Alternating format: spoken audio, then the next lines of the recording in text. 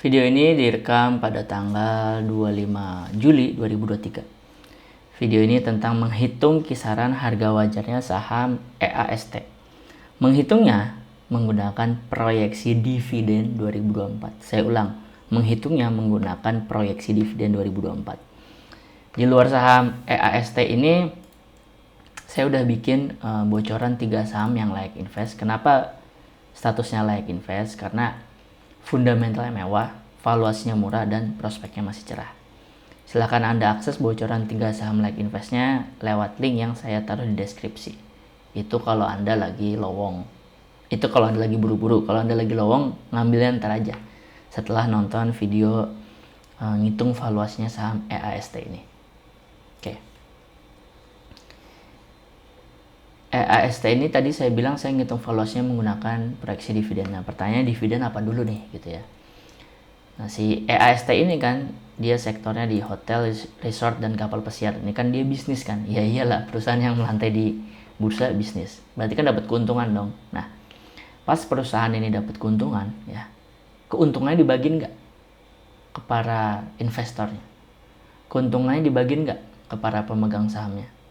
Atau cuman dapat laporan keuangan doang, ya.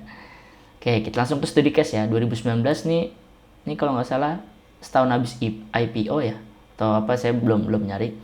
Tapi intinya di 2019 dia nilainya, keuntungannya Rp2 per lembar saham, ya. Dari 2, 0 yang dibagiin ke investor, ya. 0 dari 2 itu 0%. Nah, 0% itu disebut DPR. Jadi ngomongin dividen, simpelnya ngomongin DPR. Nah, ini 2019 mungkin baru IPO nih, saya lupa juga, kita skip aja dulu ya. 2020 DPR dia 199%, 199 ya. 2021 107% dan 2022 100% ya. Dari keuntungan 1 dibagiin 3, keuntungan 3 dibagiin ini lebih nih. Ini cuma saya pembulatan. Dari 2022 juga 7 dibagiin 7. Jadi ini saham yang loyal banget bagian dividennya ya. Nah, sampai sini Anda semoga udah paham dulu nih apa itu dividen, apa itu DPR. Kenapa itu harus paham? Karena untuk nanti kita tahu murah, wajar, dan mahalnya si EAST ini ada di berapa, itu kita mesti ngerjain 2 PR ya. 1, PR pertama memproyeksikan labanya. Yang kedua memproyeksikan DPR-nya. Oke, kita ngerjain PR pertama. PR pertama nih, ya, saya kasih data dulu nih 4 tahun ke belakang. Di 2019, Q1 ke Q4 naik 283%. Ya, kuartal 1 ke kuartal 4 naik 283%. 2020 ya, dia pas pandemi nih, wah dia minus nih, bahkan minus, rugi ya. Q2 nih. Ke Q4 naik 394%. Ya. Di 2021 Q2 ke Q4 naik 26%, 264%. 2022 Q2 ke Q4 naik 125%. Nah, di 2023 nih ya, saat video ini dibuat, Q2 ke Q4 berapa? Itu PR-nya. Itu proyeksi yang harus kita kerjain. Ya. Jadi kalau dari 4 tahun terakhir nih biru semua ya. Jadi kalau saya harus memproyeksikan 2023 Q2 ke Q4-nya merah apa biru, saya udah pasti akan mengisi biru ya, tinggal besarannya berapa. Oke, di sini saya akan masukin 125. Pertanyaannya, kenapa min 125? Pemikiran dibaliknya apa gitu ya. Oke, ini kalau saya lihat kan perusahaannya kan naik terus ya, setelah lepas dari pandemi gitu ya. Ini kan pandemi nih parah banget kan ya, siapa juga yang ke hotel gitu ya, pergi-pergian aja nggak bisa, apalagi nginep-nginep gitu ya. Nah, di 2021 ini dia bangkitnya kan, ini pas parah-parahnya 2021 bangkitnya. Makanya dari kuartal 2 ke kuartal 2 dia naik 290 ya. Jadi dibandingin tahun lalunya dia naik 290%. Dan Q2 ke Q4 nya ya, ini udah tahun lalunya naik 290, Q2 ke Q4 nya cuman selang beberapa kuartal naik lagi 264%. Ya, jadi ini kayak puncak-puncaknya. Nah, di 2022 ya, naik lagi nih 297% dibandingin tahun lalu. Jadi kayak ini itu emang bener-bener titik baliknya 2021. 2022 masih naik 297, tapi Q2 ke Q4-nya udah mulai turun. Ya. Udah nggak 264% lagi nih, tapi udah jadi 125%. Ya. Dan di 2023-nya yang ininya udah nggak ratusan persen lagi, ya kan? Ini kan ratusan persen nih. Dari dibandingin tahun lalunya naiknya 290-an%. Ini juga 290%. Nah, ini 2023 udah nggak 290% lagi. Jadi saya menganggapnya kalau ngelihat dari laporan keuangan, ini 2022 udah kayak puncaknya. Menurut saya. Bukan berarti nggak bisa tumbuh ya, cuman tumbuhnya tuh udah nggak terlalu wow banget. Tuh menurut saya. Sehingga ini cuma naik 29%. Nah, dari tahun ke tahunnya ya, dari sini ke sini, dari sini ke sini, dari sini ke sininya udah nggak naik setinggi yang 2 tahun sebelumnya. Dugaan saya yang Q2 ke Q4-nya juga udah nggak seseru 2 tahun sebelumnya. Dan itu udah agak terbukti, yang ini 264, yang ini 125. Ya. Kalau dihitung dari 2020 ini 394, ini 264, ini 125. Nah, ini kayak bisa jadi makin turun gitu kan ya. Ini kan 394 sadisnya, terus turun ke 264, terus turun ke 125. Nah, ininya berapa nih? Apa 70%, apa 50% gitu ya. Nah, untuk perhitungan, ya kalau ditanya ke saya yakinnya berapa, kayaknya turun. Ya, kayaknya turun. Tapi saya samain aja 125. Kenapa? Kalau nanti pakai 125 nih, saya udah naik-naikin gitu ya.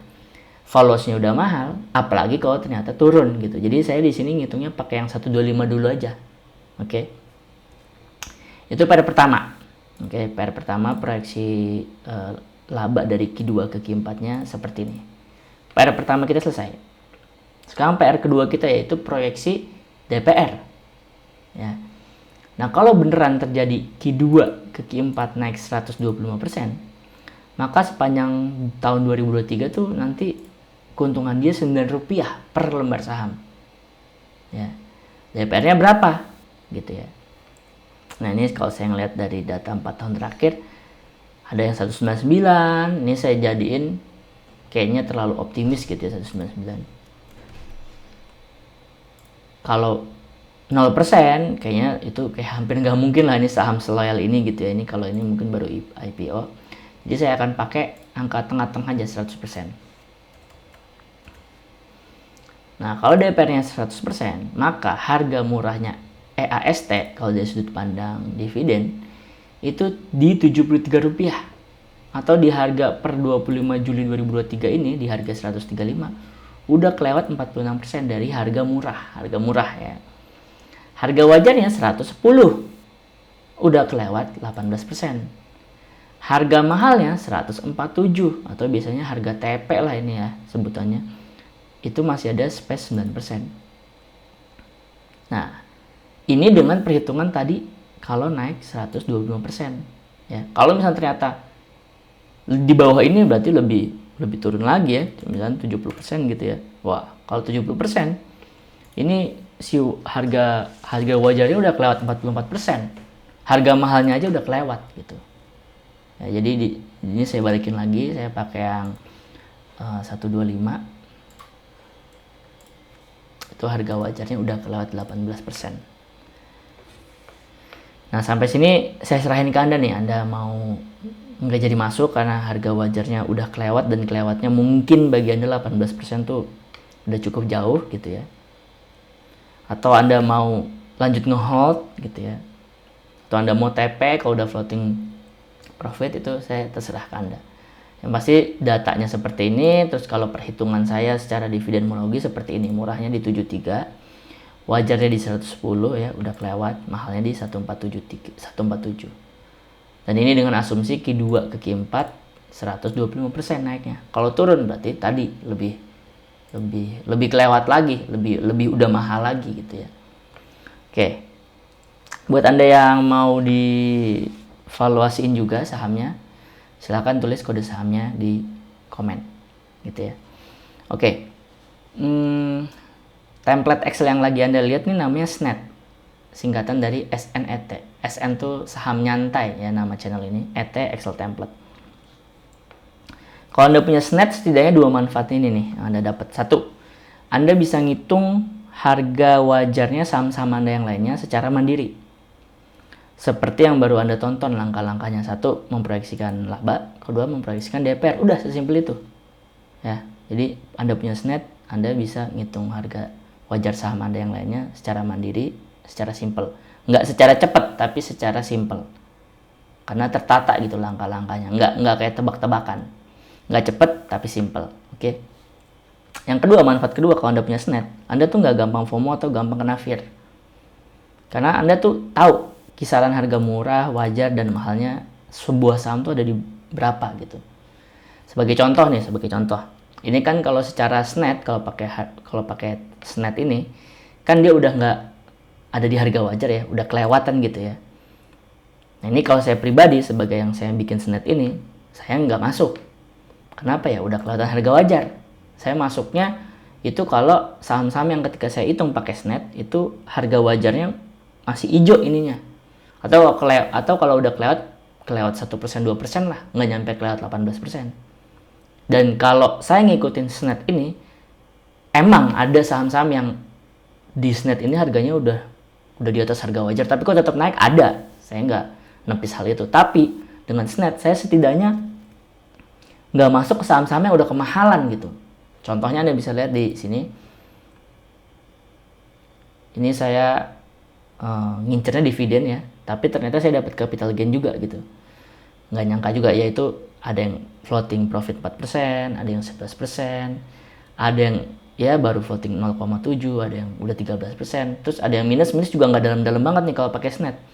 Di 5%-an, ada yang udah floating profit 19%, minus 1,2, floating profit 2, 13, 21 gitu. Jadi SNET ini saya pakai sendiri, dan saya pribadi ya terhindar dari FOMO dan fear. Ya kalau ada saham berita-berita yang lagi diangkat terus saya kayak, "Wih, bagus nih, pengen ikutan." Ya saya hitung pakai SNET. Kalau udah kelewat harga wajar ya saya strict to the plan, strict to SNET, udah nggak beli dah. Kalau kelewat ya udah, bukan rezeki. Tapi saya setidaknya kehindar dari nyangkut gitu. Karena yang tadi saya bilang bahwa ada 3 kriteria saham itu layak atau enggak. Semewah-mewahnya fundamental suatu saham, kalau valuasinya udah mahal, ya mahal aja menuju turun gitu, menuju titik harga intrinsiknya, harga wajarnya gitu.